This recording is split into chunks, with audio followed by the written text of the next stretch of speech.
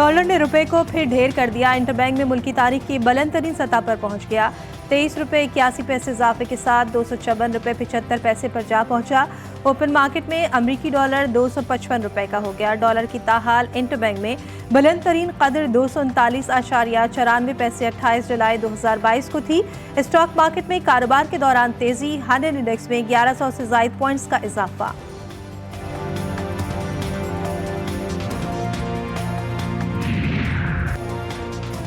Dollar के उतार चढ़ाव में एक से ज्यादा अवामिल शामिल। सरहदों और एयरपोर्ट्स पर डॉलर्स की स्मगलिंग रोकने के लिए फोर्स बढ़ा दी। मुल्क से बाहर डॉलर्स ले जाने की हद भी 10,000 से कम करके 5,000 कर दी।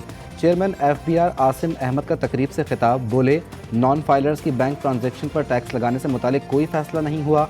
बॉर्डर्स को तिजारत के लिए 24 घंटे खुला रखने के लिए इकदाम किए जा रहे हैं।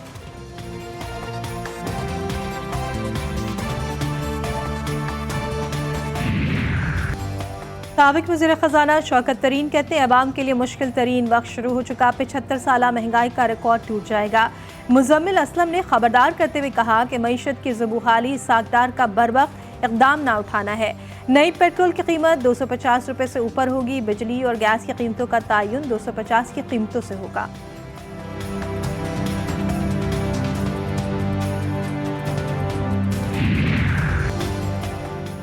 200 का डॉलर देने वाले अरस्तु इसहाक डार ने 250 का डॉलर करने की इजाज़त दे दी। सब ड्रामे एक नाअहल हुकूमत को मुसल्लत रखने के लिए किए जा रहे हैं।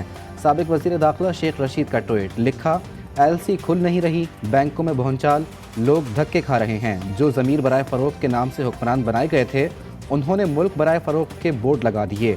फौरी इलेक्शन ना हुए तो कहत ज़दा कौम के गज़ब के आगे कोई नहीं खड़ा हो सकेगा।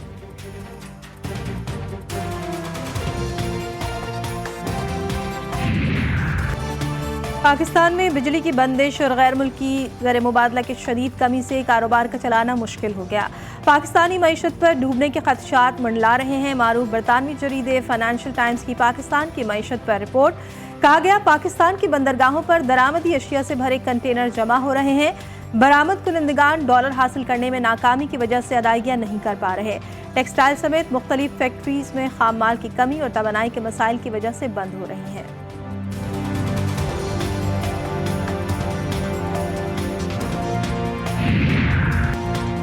मिफ्ता इस्माइल फिर इसहाक डार पर बरस पड़े। कहा वज़ीर ख़जाना इसहाक डार की कोशिशों से पाकिस्तान को नुकसान हुआ। अशराफिया के निज़ाम का खात्मा होना चाहिए। छोटी सी अशराफिया पूरे मुल्क के तमाम फैसले कर रही होती है। इसहाक डार ने मेरे खिलाफ बात की, मेरी सलाहियत पर सवाल उठाए। मैंने सिर्फ इसहाक डार को जवाब दिया। पार्टी ने मेरे खिलाफ कोई कार्रवाई नहीं की। मुस्लिम लीग नून का हिस्सा हूँ।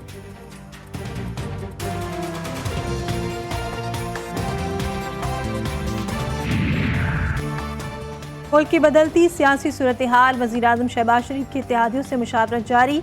वज़ीर-ए-आज़म से आसिफ ज़रदारी और मौलाना फजलुर रहमान की मुलाकात मुतवक्के। तीनों रहनुमाओं के दरमियान खैबर पख्तूनख्वा और पंजाब में इंतखाबात से मुतालिक उमूर पर बात होगी। आइंदा की सियासी हिकमत अमली और इत्तेहादियों के मसाइल पर भी मुशावरत होगी।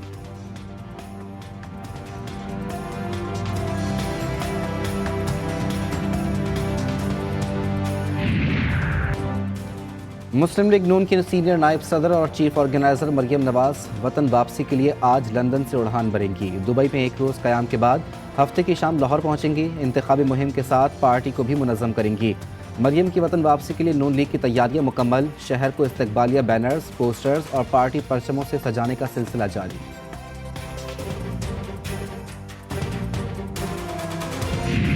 चौधरी ने इलेक्शन कमीशन के रवैये पर उन्होंने एक तबसरा किया। किसी कानून को तो नहीं तोड़ा, मगर लगता है कि शायद इलेक्शन कमीशन का दिल टूट गया। दिल टूटा उनका कि ये जो इनका निगरान वजीर आला है, उसके होते हुए यहाँ पर जिस तरीके से उनके ऊपर क्रैकडाउन किया गया, मैं समझता हूँ कि वो एक शर्मनाक पाप है। किसी भी किस्म का जुल्म इमरान खान की सोच खत्म नहीं कर सकता। सेनेट में कायदे इख्तिलाफ, सेनेटर शहजाद वसीम का फवाद चौधरी की गिरफ्तारी पर रद्द-ए-अमल। कहा फवाद चौधरी ने इलेक्शन कमीशन पर तबसरा किया, कानून नहीं तोड़ा। लगता है इलेक्शन कमीशन का दिल टूट गया। इलेक्शन कमीशन का काम यह है कि अपनी गैर जानिबदारी कायम रखे, ऐसे इक़दाम से इज्तनाब करे जिससे जानिबदारी का तासुर मिले।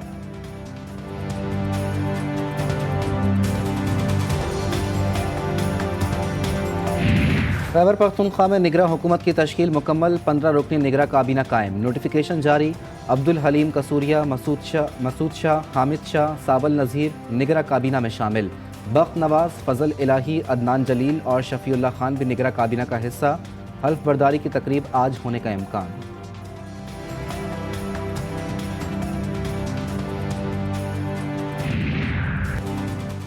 सरहदों पर कशीदगी के हक में हरगिज नहीं चाहते कि सरहदों पर कशीदगी से दोनों साइड पर लाशें गिरे। सेनेट इजलास में वक्फे सवालात के दौरान हिना रब्बानी खर ने कहा, पॉलिसी बहुत वाज़ेह, हम खित्ते में अमन और इस्तेहकाम चाहते हैं।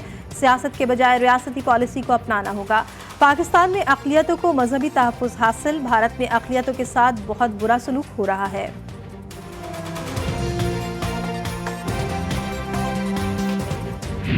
बल्दियाती इलेक्शन 15 जनवरी को मुनक़िद हुए और बल्दियाती इलेक्शन का इनेकाद आप सबके इल्म में है कि एक जुए शीर लाने के मुतरादिफ था और उसमें जमातों की संजीदगी नहीं थी। हुकूमत फ़रार हासिल करना चाहती थी। ऐसे हालात में टर्न आउट का 20 से 25% होना, मैं समझता हूँ कि कराची के लोगों के लिए ये लायक़ तहसीन है कि उन्होंने फिर भी वोट डाला। सईद गनी बोली लगाना चाहते हैं तो अब ऐसा नहीं होगा। जमात इस्लामी कराची के अमीर हाफिज नेमुर रहमान ने वाज़ेह कर दिया। बोले, हुकूमत ने बड़े पैमाने पर धांधली की और हुकूमती मशीनरी की मदद भी ली। नताइज की ताख़ीर बताती है कि हुकूमत ने नताइज तब्दील किए। यही हाल आम इंतखाबात में होगा तो इसकी शफाफियत पर आवाज़ उठेगी।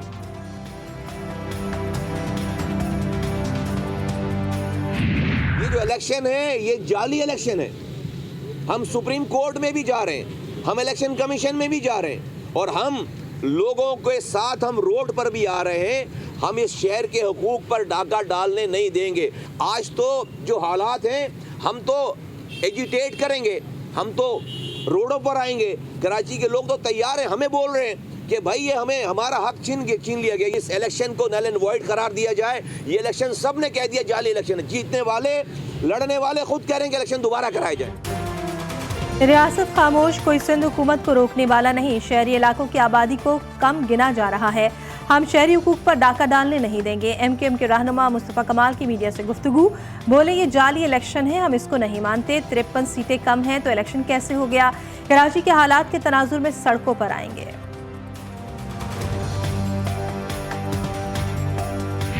मुल्क में बिजली का तारीखी ब्रेकडाउन, NTDC की इब्तदाई रिपोर्ट तैयार। फ्रिक्वेंसी में उतार चढ़ाव के बायस 500 kV की ट्रांसमिशन लाइंस पर ट्रिपिंग हुई, जिससे NTDC और के इलेक्ट्रिक का सिस्टम बैठ गया। रिपोर्ट के मुताबिक 11,356 मेगावाट बिजली सिस्टम से आउट हुई।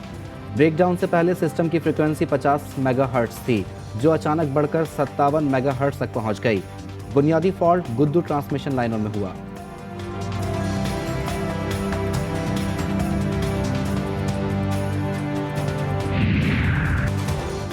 डॉक्टर आमिर लियाकत हुसैन की नाजेबा वीडियोस वायरल करने का केस। कराची की जुडिशल मजिस्ट्रेट शर्की की अदालत में मुलजिमा दानिया शाह पर फर्द जुर्म आयद कर दी गई।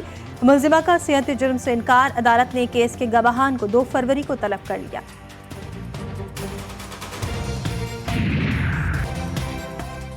कराची में लाकानूनियत उरूज पर डकैत आज़ाद। पुलिस नाकाम, बैरून मुल्क से आए मुसाफिरों को भी डकैतों ने ना बख्शा। अमरीका से वापसी कराची आने वाले शहरी को गुलिस्तान जौहर में लूट लिया गया।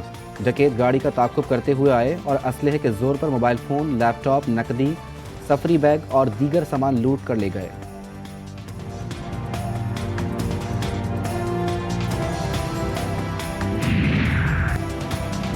कराची की खवातीन के लिए अच्छी खबर। सिंध हुकूमत का 1 फरवरी से खवातीन के लिए मखसूस पिंक पीपल्स बस सर्विस चलाने का ऐलान। शर्जील मेमन कहते हैं, पहले रूट के लिए मॉडल कॉलोनी, शारा फैसल टावर रूट का इंतखाब किया गया। दफ्तरी औकात में हर 20 मिनट्स के बाद और मामूल के औकात में हर 1 घंटे के बाद पिंक बस सर्विस चलेगी। सक्खर में 29 जनवरी को पीपल्स बस सर्विस का आगाज किया जाएगा।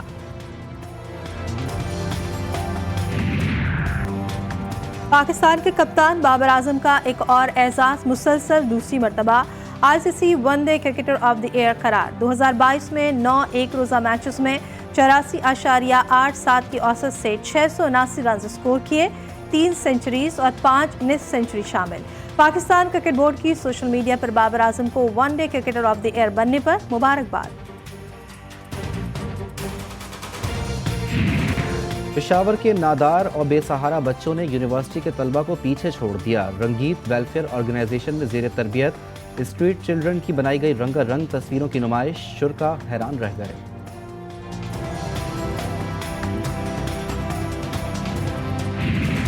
और मुल्क में खून जमा देने वाली सर्दी का राज, बालाई इलाके जाड़े की लपेट में। खैबर पख्तूनख्वा के बालाई इलाकों में बर्फबारी का छता स्पेल। जिला खैबर और लोअर दीर में सर्दी की शिदत में रिकॉर्ड इजाफा। वादी नीलम में बारिश और शदीद बर्फबारी से निज़ाम ज़िंदगी मफलूज। कराची में भी सर्दी जोबन पर, दर्जे हरारत 6 डिग्री सेंटीग्रेड पर आ गया।